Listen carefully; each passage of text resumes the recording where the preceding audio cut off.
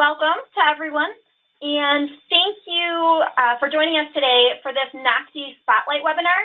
My name is Randy Van Hemmer, and I'm a project coordinator at NACD, so I'm going to go ahead and be facilitating the webinar today.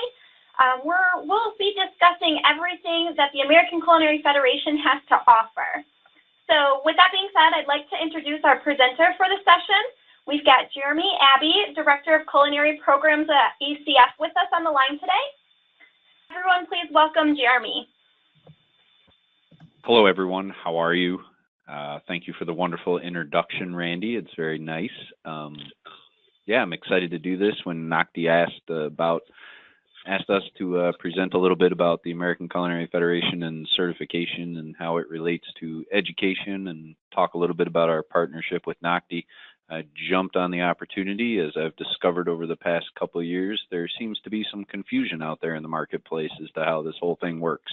So hopefully we can make that happen and answer some questions and expose you to the options that are available for students in the marketplace to earn some professional credentials. So kind of first thing that we have on the agenda is going to be the ACF certification between the CFC and the CFPC and the credentials associated. So Jeremy, if you want to go ahead and explain a little bit more on that. Awesome. So thank you. For those of you that might not know, the American Culinary Federation, we offer 16 levels of certification, and 2 of them are specifically targeted towards the entry-level positions of the culinary and pastry and baking industry. So the CFC and the CFPC are the Certified Fundamental Cook and the Certified Fundamental Pastry Cook. These certifications are relatively new, we like to call them, because in 2017 we opened up the CFC and the CFPC certification to any individual who qualifies. Previously, they were only available to be challenged by ACF-EF, the Education Foundation, secondary accredited programs. So these were the high school programs out there that were accredited through the Education Foundation. A lot of those programs in schools were using its former name, these credentials, as their exit exams that would then lead to industry certification. So when I first took the job at the ACF back in 2016, one of the first initiatives that we looked at was getting our certification commission to allow, and get the accreditation commission to allow, these 2 levels to be opened up to any individual. And for the impact of this that it can have on our industry is pretty incredible, as we'll talk about in the next slide. What this did was it allowed us to get all of our levels to a U.S. Department of Labor's qualification for a stackable industry credential.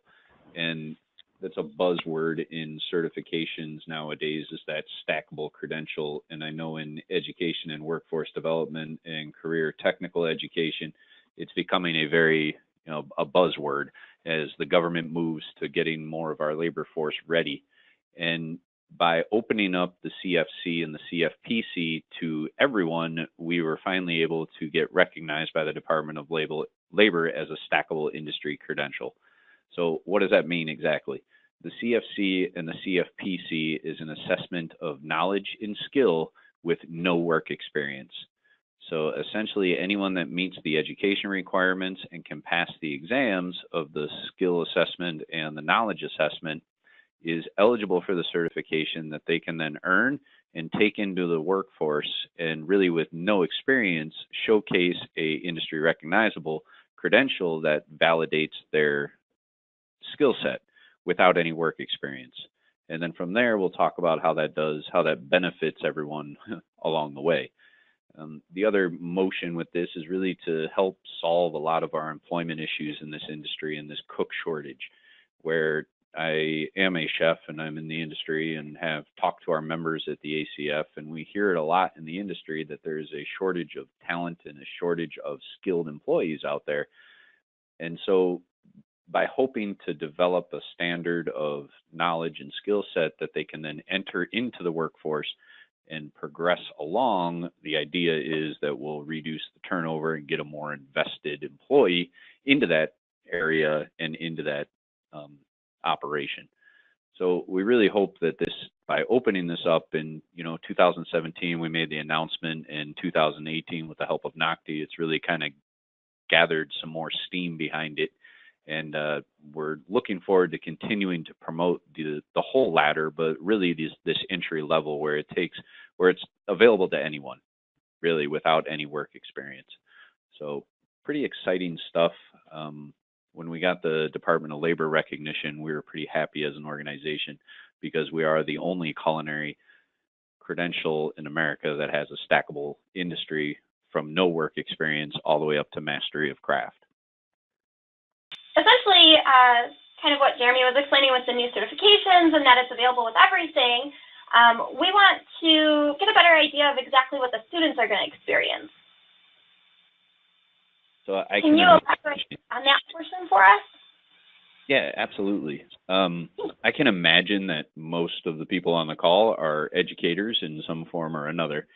And I don't want to get too much into the graphics on the screen, and I'm not a big PowerPoint person, but I thought I would give something to actually, you can read and distract yourself from me talking.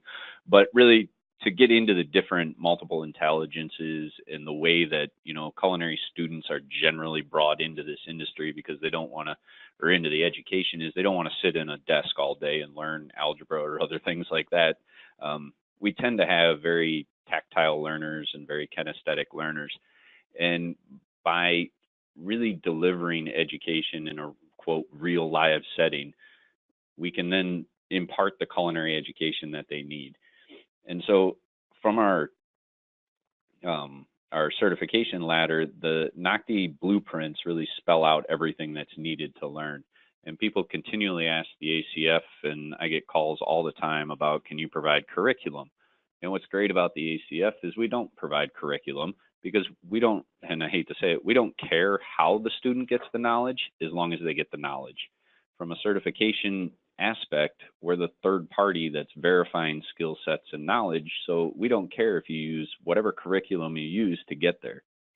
Now, the accreditation through the ACF is a set of standards that defines what it is you should teach. But even then, it doesn't matter of how you teach that. It doesn't matter about the curriculum. That's where really the teaching style and the teaching lesson plans really are open to multiple platforms as long as you meet the standards. Now, the accreditation of programs is aligned with the ACF certification. So an accredited program can easily achieve the standards for certification, but you don't need one or the other nowadays. So most culinary education, most culinary programs that if they are a 2-year program at the high school or the secondary level, generally they cover all the competencies that are needed and the education that's needed. I would say an advanced program that has a 1-year, maybe a quick program might need some modification or some change in focus to hit the competencies needed for the exams and for the certification, but most culinary programs are pretty flexible in the way that they can deliver and meet all the requirements because, well, a knife skill and a classical knife cut are a classical knife cut. We don't really care how you teach it, in a nutshell. So our exams, a little bit about these, the criteria and standards to how we create these exams, which is really kind of a unique facet that I discovered as I took this job a couple of years ago, was our industry standards are truly pulled from the industry. When we write the savory exams, which we just finished and announced new exams, the first step in that was determining who should we pull, who should we gather information from. So we go across the nation and we gather the skills and the knowledge that's needed in those jobs right now. And from there, it bases the criteria to ensure that we're meeting the standards that are needed in the workforce. So we trickle that all the way down through the ladder as it relates to the certification levels, the work experience, and the knowledge that's needed. With the NOCTI performance and written exams, they really are a well-rounded evaluation of the skill sets that somebody at that stage in their career, which is no work experience, would have. And that performance test or performance assessment really does comprehensively evaluate that student's skill sets. So some of the other benefits of this level is we created this career pathway that we have available, and those of you that are on this, I'll be happy to send you the full thing because this is a little bit slimmed down. We cut out some of the middle just so it would fit on a slide. As you can see, we have the bottom level of this is the certified fundamental cook and the certified fundamental pastry cook. And that stackable credential means that the only thing really different between the CFC level and the next level up, which is the certified culinarian and the certified pastry culinarian, is the work experience and then the education. So as a student then, or a employee gets a job and gets into the industry and continues their education, be it outside of formal education, it could be an apprenticeship program, or it could just be continuing education through online platforms or workshops or anything else, they can continue up the ladder to certified culinarian and certified pastry culinarian. And then progressively follow that same idea of furthering their education, furthering their work experience, and really use the entire ladder of ACF certification throughout their career. We're having a lot more, and I'm getting a lot more chefs and a lot more members tell me that they do qualify for a higher level, but they want to come in at the lower level to make sure that they understand the process of certification. And nothing makes me happier about that because that's the way I came up through the ladder, but it's also a way for them to understand what's looked at the exams, how the written exams are done. When we assembled this graphic, we looked at the U.S. Department of Labor and the Bureau of Labor Statistics and found out that the 2016 median pays for the industry at those appropriate levels are listed. And this was right around the same time that the ACF held a membership survey. And so we compared those two, the average for the nation and then our members that reported back to us, and compared their wages. And then it also just put on the employment outlook for the growth all the way to 2024, which is all just government data. This is a really good educational piece just to kind of show what can happen throughout the progress of somebody's employment in the culinary field, and then really getting the students excited about certification and what it means to them in the industry and how it can help their own personal career growth.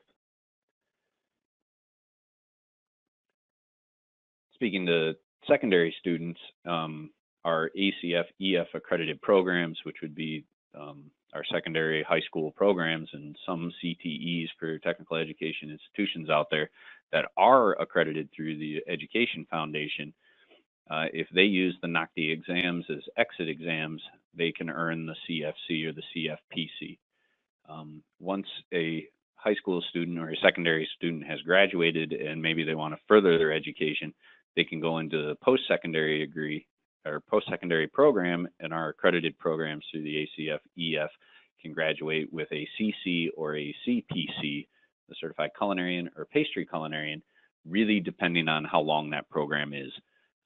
Our one-year certificate programs out there that are accredited can graduate a CFC or a CFPC with no additional testing, and our associate degree programs can graduate a CC or a CPC with no additional testing. So based on, again, just what the levels of education length and then time and then where they are in those programs. So it's a rather exciting progress that we have that we've made along the way in aligning education of our accredited programs through the certification ladder. We also have this really cool thing that we've been doing for about 40 years now, which is the apprenticeship program. As we celebrate National Apprenticeship Week, we're excited because in 2019, we're planning on relaunching our entire apprenticeship program, which will come out with what's called the 1,000-hour program, or what's also known as the pre-apprenticeship program. This will be available as a template for secondary educators and career technical educators as a pre-apprenticeship program. And with this is 1,000 hours of both hands-on experience and book work that leads to the CFC and the CFPC. And then once those 1,000 hours are completed, if they do join the program and follow the program while they're in secondary school, and then they get out there and get a job, they can continue on the 2,000-hour program and then progress all the way to the 4,000-hour program, which results in a certified sous chef or a certified working pastry chef. The cool thing about our apprenticeship program that we're relaunching is it's going to be 100% online, minus the actual physical cooking part, but all the tracking, all the information, all the logbooks are moving to an online platform, which will be launched the first of the year. Hopefully, knock on wood, we're targeting January of 2019. So again, this is just another alternative path that's available that leads to certification through different forms of education. So one of the missions from the board of directors and through the certification commission that we've put ourselves on is this bridging the gap, really students into the workforce. And certification and using educators and culinary educators out there, that's one of the biggest struggles I think that I hear from all sorts of educators and all sorts of industry representatives is there's this disconnect between education and working in the workforce. And really the best thing to do is get your students exposed as much as possible to the industry. ACF, you know, I'm a huge proponent and a huge ambassador of the ACF, and reaching out to local institutions and local members and local chapter involvement really is one of the coolest things about this organization, is that the industry really can come into the education. And reaching out to your local chapter and reaching out to the national office, we can put you in touch with really good ambassadors that are in your area that can come in and give either workshops or demos to really talk about what the industry is like to students. I found that when I was in education, it was a lot of students that would, you know, you see it on TV and they always want to get excited and get into the culinary industry, but sometimes they don't realize that you're going to have to work your butt off. And so to get some of that real world experience into the classroom as much as possible is a challenge. And through the ACF, we help our educators with that, and we help our members with that, and really trying to connect the student through into the workforce as much as we can. It is a challenge that I think every culinary educator faces of how to make it real in a classroom setting. The more that we can model our kitchens or our classrooms off of the kitchen, you know, the better. I think one of the biggest pieces is that creating a organized kitchen that really instills that sense of mise en place into the kitchen, and that organization and how you start your class and how you conduct yourselves is the best way to really lead by example and incorporate the industry into the classroom. Having meetings and education and practical application and assessment, and through things like NOCTI and using the CFC and the CFPC assessment exams, you can easily get an idea of what's expected on that exam and maybe hold a classroom that's a practice and see how your students do in a modeled exam setting for such things as a certification exam, where it is a little bit more high pressure, but, you know, still a matter of assessment and making sure that the knowledge is gained, but also to put them in that scenario and get them ready if you're going to use the CFC and the CFPC exams. I think you did a wonderful job, Jeremy. Thank you. That was a lot of the information that we were looking to have elaborated on, so I do appreciate it. We do have a few minutes if anyone has any follow-up questions on any of the topics that Jeremy did discuss for us today, or if there's any other questions regarding NOCTI's piece of it as far as our policies or processes as well. So I'm going to go ahead and unmute it so that we can address any questions that any of you may have. Hi, my name is Claire. I'm a secondary educator in Pennsylvania. I'm a culinary arts instructor, and I just am looking for some clarification on the ACF version of the NOCTI versus the state required versions of the NOCTI exam. Is ACF doing anything to address that, and will we be having changes come down the pike anytime soon? Because I know there's some confusion, at least here in Pennsylvania, with which version of the test we should be taking, our students should be taking for the CFC or CFPC, and will ACF continue to accept our state version of that? Randy, do you want this one, or do you want me to take it? Because I love our friends in Pennsylvania. I think I've gotten Pennsylvania educated than any other state. Yeah, so great question, and I was actually going to talk about that if no one else had any questions. But currently, and just to kind of backtrack a bit, we are working with many states throughout the nation right now on getting the actual CFC and CFPC on their state recognized list for exit exams and for industry credentials. The state of Pennsylvania, when we did release the ACF exam, they told us that it is not acceptable, and we missed the window of opportunity. The state of Pennsylvania also needs educators to initiate the application, which means we cannot, as the third-party organization, initiate any industry credential. What we can do is help you gather all the information that you need for that application to get it on there, but we cannot technically file the application, just like many states out there.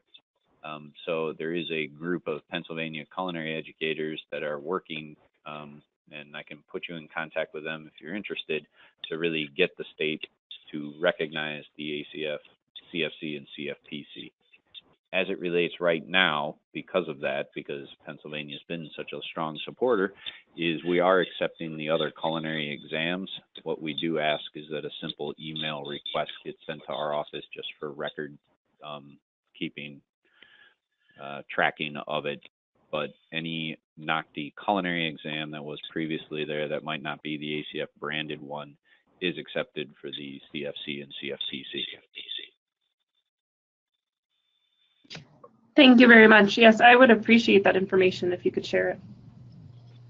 Excellent. I'm going to type my email information in the chat bar. If anybody can see that, then feel free to reach out to me and send me an email, and we will definitely be in touch. Thank you for sharing about that, Jeremy. Are there any other questions? Okay. All right, then. And thank you, Claire. That was a great question, like Jeremy had mentioned. And like he said, we can be in contact with some more information as well. If any other questions do come up from anybody regarding any of the material that was covered today, or if something else comes up as far as NOCTI policy or procedures, please don't hesitate to reach out to either one of us. We're more than happy to assist or address any questions you may have throughout the year or even future years. But otherwise, I do want to thank everyone for participating today. Again, Jeremy, a huge thank you to you. I really appreciate you taking the time to go through this with us today. It was a wonderful presentation and very informative, like someone had mentioned before. So again, thank you very much. Oh, my pleasure. I did come up with a question. Sure. I have 16 students at a time trying to take NOCTI. It's really hard to get evaluators to come in that can dedicate that time, particularly ones that are not in education and school itself. What are really the, I guess it's a two-part question, is who are you really hoping to be the performance evaluators for NOCTI? And second of all, due to space limitations, it's hard to get some students finished within 3 hours because they can't multitask when they only have one burner each. Was that how tied to the 3-hour limit are you?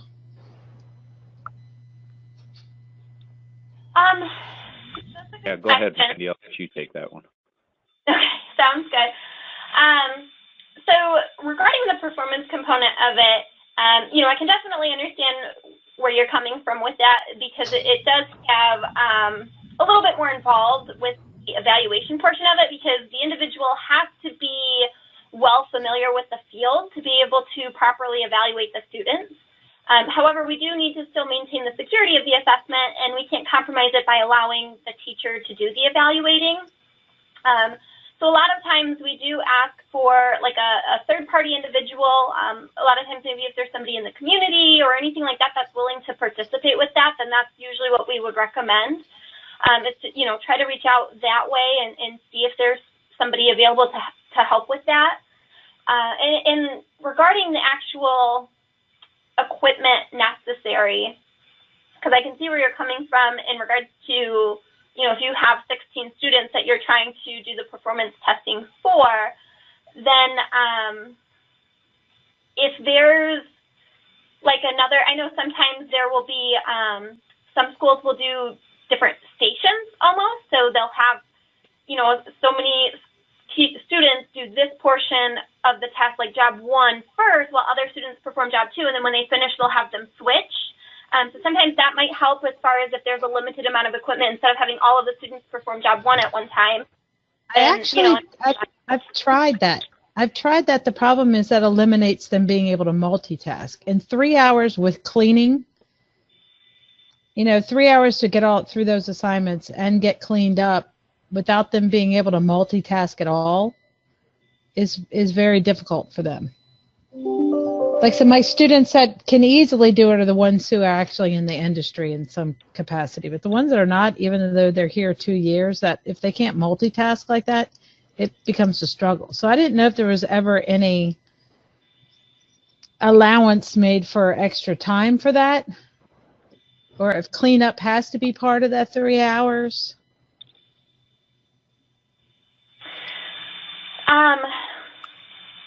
So in regards to all of the jobs, it is kind of important to make sure that the student is able to perform all of them successfully.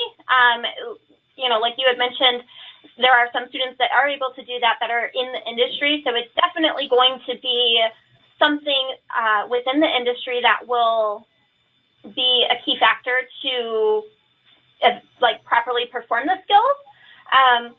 You know, I can definitely take a look at it a little bit more thoroughly as far as like the specific jobs at hand, but if it is in there for the cleanup to be a part of the job, then it is intended to be able to be completed within that administration time. We don't typically allow exceptions unless the student has like a specific IEP that would need to be met. Okay. But then you do meet those though. So what is the requirement for that? If students have extended time, do we apply for extended time for them? How does that work? Yeah, and that's a really good question too. I can send you some additional information regarding all of our accommodations. Okay. Would it be okay if I send those to you via email? Yes. Okay. Yeah, I can definitely do that. So that way you just have a little bit more information regarding accommodations and how they can be met. Okay, because that's honestly, a lot of my students have 504s or IEPs that struggle with that time management piece. Okay. Not all of them, but a lot of them do. And a lot of it is just because if they have one burner, they can't make one thing and go on and do something else at the same time. But I just might have to push for more equipment. I see. Yeah. That was a very good question, though. I appreciate it. Did you have any other questions, or did we address that one for you right now? No, that's fine. Okay. Jeremy, did you want to add anything? No, just where are you located? Where am I located? In Maryland. Maryland. Okay. Mm-hmm. Are you affiliated with ACF at all? Or are you in the local chapter? We're an ACF accredited program. Have you tried reaching out to the chapter for some evaluators? We don't have a local chapter. Well, actually, I take that back. There is a local chapter in Annapolis that does not meet. I've tried that route. I'd have to go to Baltimore, which is an hour away. Yeah, that's no fun. No. There is on paper an Annapolis area chapter. They just don't they don't actually meet. Yeah. So, but I mean, maybe I can just go to. We're about an hour from Baltimore, so it's hard to get those chefs to be able to commit that time. Yeah, yeah. So I just have to keep. I might just go to the Baltimore chapter just to talk to them. Hi, Pam. This is Mandy from NACTI as well. I've just kind of been hanging out, listening, and I do have a couple other things that might be helpful that we try to suggest, especially in the restaurant business. Typically, trying to find evaluators at the beginning of the week is much better than trying to find evaluators at the end of the week, because with being a chef, that's probably their busiest time. You might even find some restaurants that are closed down, say on a Monday, where you might be able to find chefs that are willing to come in.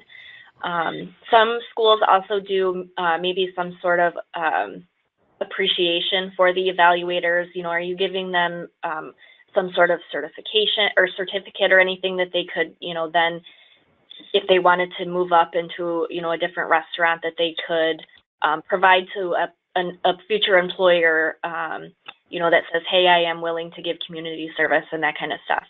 Another trick that we kind of throw out there if you're having trouble, especially with the equipment, is we do not limit you to doing it at the school. If a restaurant is closed down on, say, a Monday and willing to host your 16 students, as long as all of the materials are secure and you have the correct people transporting that material, that is also a very good idea in order to get that evaluating done. Oh, all right. That's a good idea. Thank you, Mandy. I appreciate that. Yep. Thank you.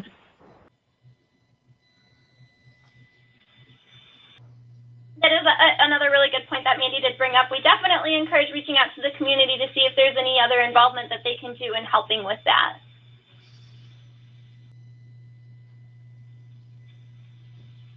Like I had mentioned before, if there are any other questions, please don't hesitate to reach out to us. We are more than happy to address anything that does come up. Again, thank you everyone for participating today. We really do appreciate it. And I hope everyone has a wonderful day. Sounds good. Thank you so much. Thank you all for being here.